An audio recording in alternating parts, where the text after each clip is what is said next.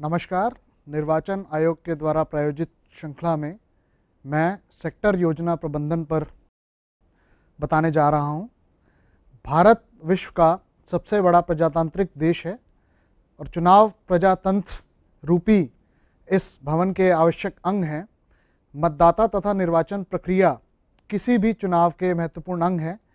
मतदान निष्पक्ष, शांतिपूर्ण, भयमुक्त तथा स्वतंत्र हो तथा मतदाता अपने मत का प्रयोग अपनी इच्छा अनुसार कर सके, इसके लिए भारतीय निर्वाचन आयोग का गठन किया गया है।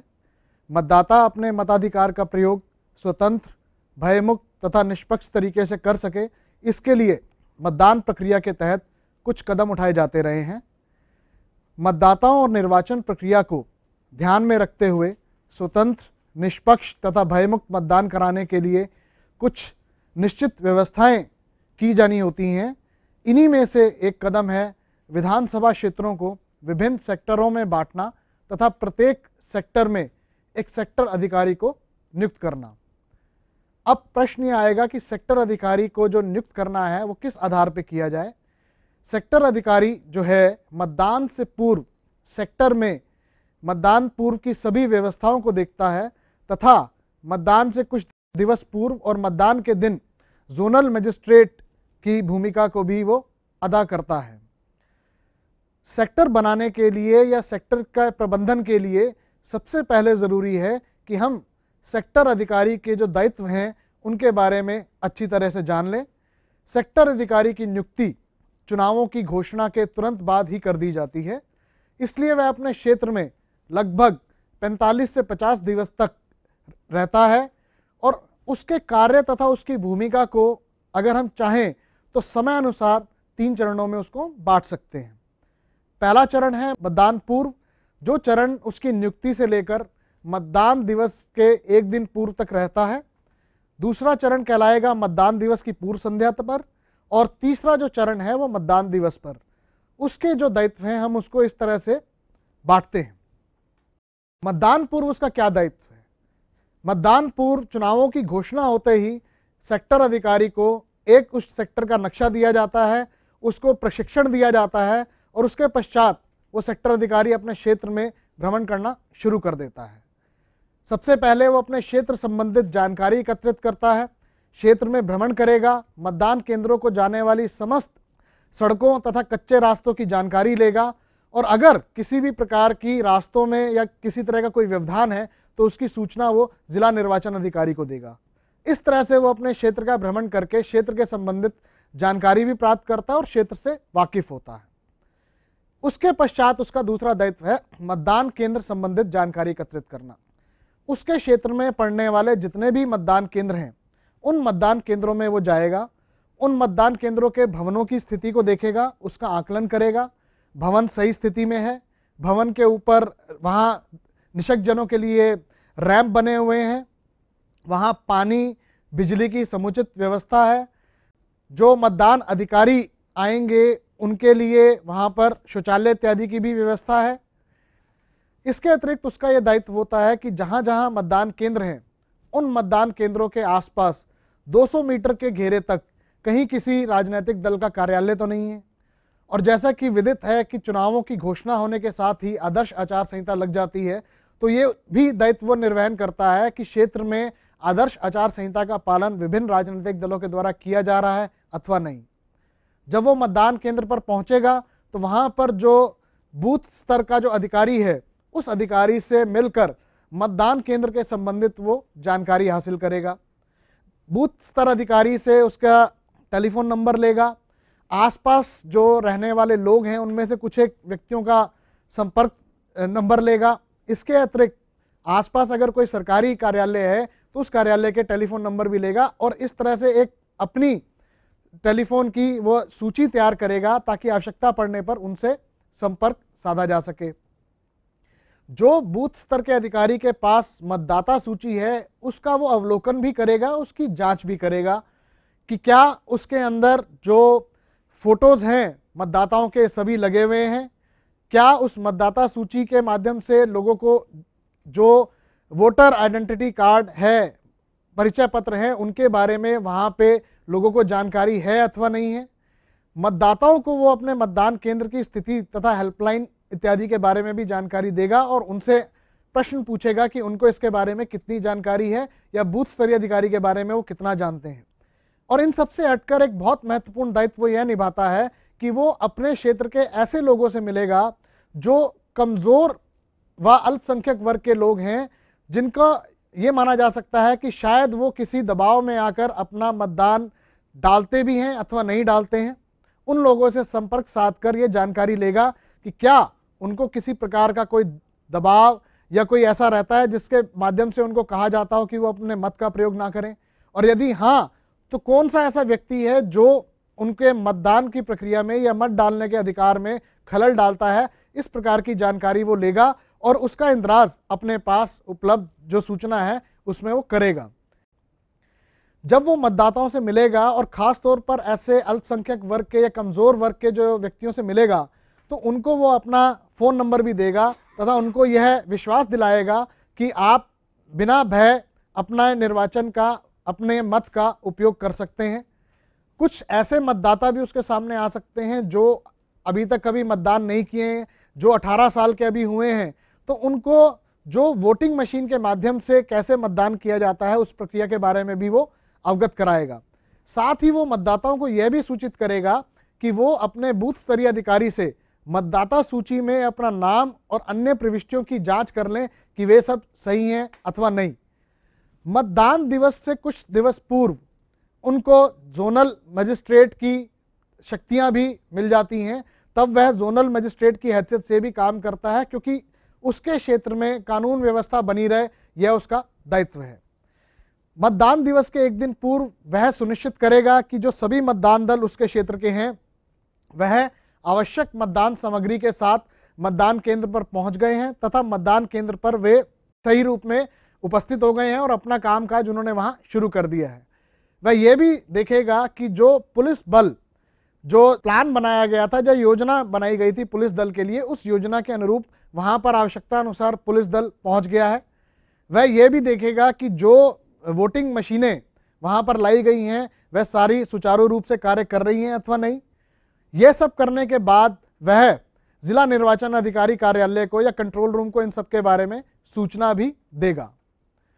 मतदान के दिन वह यह सुनिश्चित करेगा कि नमूने का मतदान सभी राजनीतिक दलों के अभिकर्ताओं के सामने कर लिया गया अथवा नहीं, और यह भी देखेगा कि ईवीएम से संबंधित जो वोटिंग मशीन है उससे संबंधित कोई समस्या तो वहां पर नहीं आ रही है, और जो पुलिस दल वहां पर लगाया गया है वह अपने अपने स्थल पर तैनात हो गया है अथवा नहीं।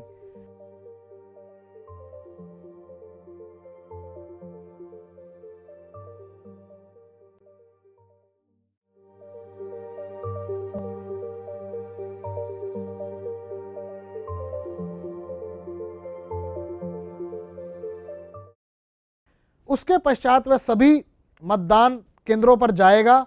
वहां पर मतदान शुरू होने की सूचना वह जिला स्तरीय कंट्रोल रूम को देगा और हर 2 घंटे के बाद या निर्धारित अवधि के बाद मतदान प्रतिशत की सूचना भी वह जिला स्तर के ऊपर उपलब्ध कराएगा।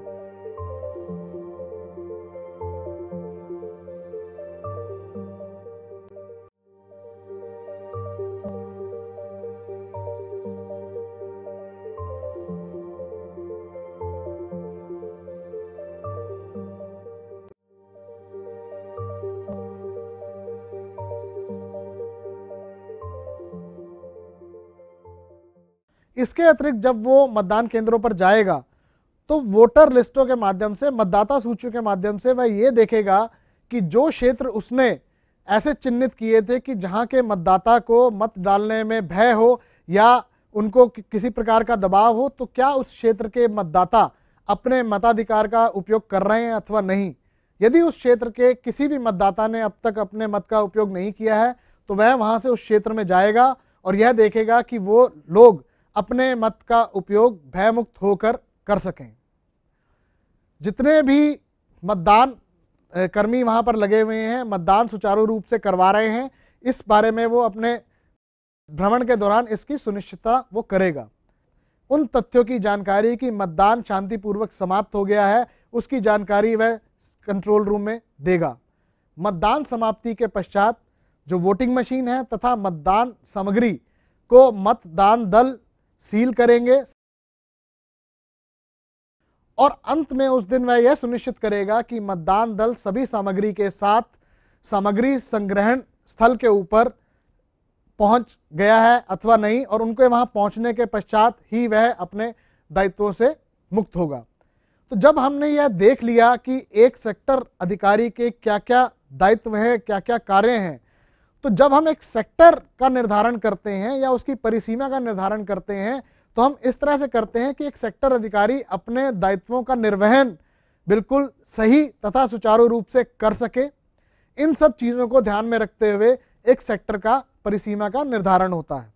उदाहरण के तौर पर अब आप देखिए कि हमने यहाँ पे एक जोधपुर ज़िले का सेक्टर परिसीमा मानचित्र आपको दिखाया है। इसमें अलग अलग विधानसभा क्षेत्रों को अलग अलग रंगों से दर्शाया गया है और उनके बीच में विभिन्न सेक्टरों को दिखाया गया है। सेक्टरों को देखने से आपको स्पष्ट होगा कि सभी की भौगोलिक स्थिति विभिन्न है, लेकिन ये इस तरह से बनाए गए हैं कि इनमें जो सेक्टर अधिकारी हैं वो अधिकारी अपने दायित्व को सही रूप से निर्वहन कर सकें। इससे आगे आप देखें, इसी जिले के विधानसभा क्षेत्र बिलाड़ा का हमने सेक्टर परिसीमा मानचित्र दिखाया है, जिसमें विभिन्न सेक्टरों को अलग अलग रंगों से दर्शाया गया है।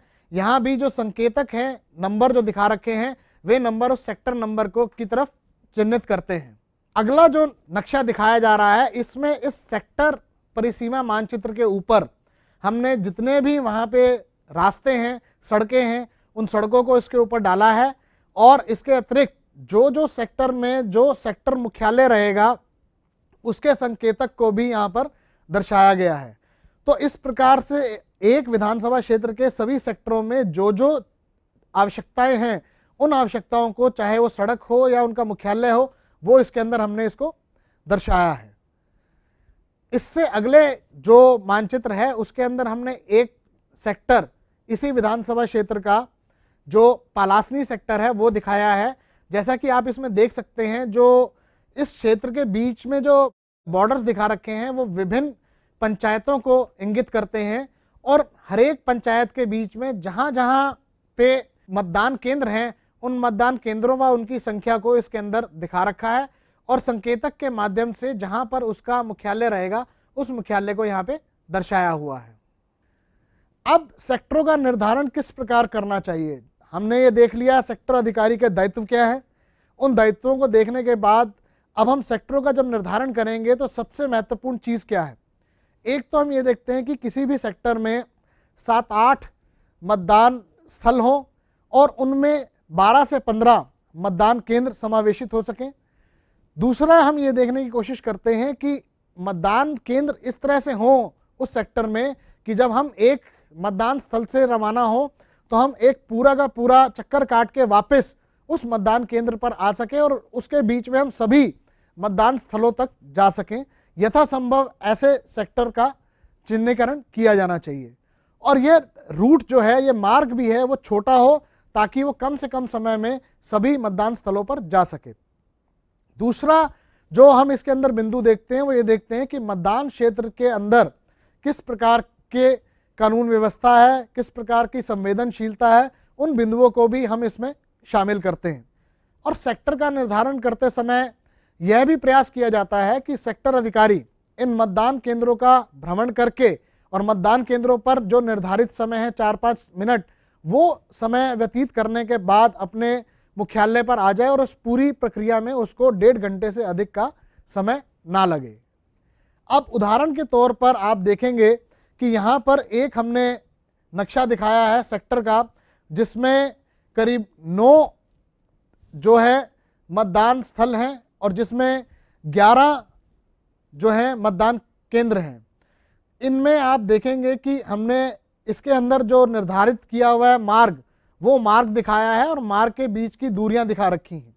उदाहरण के तौर पर अगर वो फिटकासनी से रवाना होता है, जो कि मतदान केंद्र संख्या 16-17 है, तो वहाँ से वो अगले मतदान केंद्र पर जो कि वासनी निकाया है, जो वहाँ से 2 किलोमीटर दूर है, वहाँ वो जाता है। तो ये मानते हुए कि प्रति घंटे की रफ्तार जो है 35 से 40 किलोमीटर प्रति घंटे की रफ्तार रहेगी, उस प्रकार उसको पहले मतदान स्थल से दूसरे मतदान स्थल पर पहुंचने में कितना समय लगेगा। इसी प्रकार बाकी जो दूरियां हैं वो भी इसमें हमने दर्शाई हैं, और कुल मार्ग जो है ये 32 किलोमीटर का है, जिसको पूरा करने पर वो सभी के सभी मतदान स्थलों को एक बार जा सकता है। और वहां पे ये मानते हुए कि प्रत्येक मतदान स्थल पर वो 4 से 5 मिनट का अगर समय व्यतीत करता है तो कुल जो समय उसको पूरी दूरी को तय करने में लगता है वह तो लगभग 48 मिनट है। और अगर मतदान केंद्र के ऊपर उसको 5 मिनट का समय लगता है तो 9 मतदान केंद्रों पर 45 मिनट का समय लगेगा। और अगर हम इन दोनों समय को जोड़ दें तो कुल 93 मिनट में वो इस पूरे के पूरे सेक्टर का भ्रमण वो कर पाएगा। इसमें आप देखेंगे कुछ मतदान स्थलों को हमने किसी हरे रंग के अंदर दिखा रखा है। तो जैसा कि निर्वाचन आयोग के निर्देश हैं कि आपको जो मतदान स्थल हैं, मतदान केंद्र हैं, उनको विभिन्न प्रकार के क्रिटिकल फैक्टर में देखना है। तो जिस प्रकार की संवेदनशीलता उस मतदान स्थल की है उसको उस रंग से यहाँ पर दिखाया गया है। तो ये एक तरीके का सेक्टर का चिन्हीकरण है। हम आगे चलेंगे, अगले मानचित्र में भी एक और सेक्टर यहाँ पर दर्शाया गया है, जहाँ सैपुरा एक जगह है, वहाँ से हम इसको देखेंगे। इसमें आप देखें कि यहाँ पर कुल 8 मतदान स्थल हैं और कुल 11 मतदान केंद्र हैं। इनमें अगर हम दूरियां देखें तो कुल दूरी जो हम एक स्थल से दूसरे स्थल पर जाएंगे और दूसरे से तीसरे स्थल पर जाके पूरा चक्कर काट के जब वापस आएंगे तो यह कुल 28 किलोमीटर है। और 30 से 40 किलोमीटर प्रति घंटे की रफ्तार से हम ये मान के चलते हैं कि लगभग इसमें 50 मिनट के करीब समय लगेगा। और अगर प्रत्येक मतदान केंद्र पर अगर हम 5 मिनट तक रुकते हैं तो कुल 11 मतदान केंद्र हैं, तो इन दोनों का समय अगर जोड़ दिया जाए तो कुल लगभग 90 मिनट में यह पूरा का पूरा सेक्टर का भ्रमण किया जा सकता है। यहाँ पर भी आप देखेंगे कुछ जो मतदान केंद्र हैं उनको नीले रंग से और कुछ को हमने लाल रंग से दिखा रखा है। ये उन मतदान केंद्रों की जो संवेदनशीलता है उसको दर्शाता है। इस प्रकार का परिसीमा का जो मानचित्र है वो प्रत्येक सेक्टर अधिकारी को दिया जाता है। और जब प्रथम बार वो लोग अपने सेक्टर में जाते हैं तो उसमें ये देखते हैं कि क्या वो लोग 1.5 घंटे के भीतर अपने सेक्टर का भली भांति पूरा चक्कर लगा सकते हैं, उसका पूरा भ्रमण कर सकते हैं, दूरी तय कर सकते हैं अथवा नहीं। अगर उनको इसमें कुछ समस्या आती है तो हम उनके सेक्टरों का पुनर्निर्धारण करते हैं। तो देखा जाए तो चुनाव की घोषणा होने के 7 दिवस के भीतर भीतर जितने भी सेक्टर हैं उन सेक्टरों का पूरा उचित तरीके से मानचित्र बनाकर उनका निर्धारण हो जाता है और उन निर्धारण के आधार पर सेक्टर अधिकारी अपने दायित्व को बखूबी निभा पाते हैं। और जिला निर्वाचन अधिकारी और जो ग्राम स्तरीय व्यवस्था है उसके बीच की एक महत्वपूर्ण कड़ी का रोल वो अपना अदा करते हैं। और उसके लिए सबसे ज़्यादा ज़रूरी ये है कि जो भी सेक्टर का प्रबंधन किया जाए, जो भी सेक्टर योजना का प्रबंधन किया जाए वो काफ़ी गहरे तरीके से किया जाए ताकि उनको किसी प्रकार की कोई समस्या का सामना ना करना पड़े। धन्यवाद।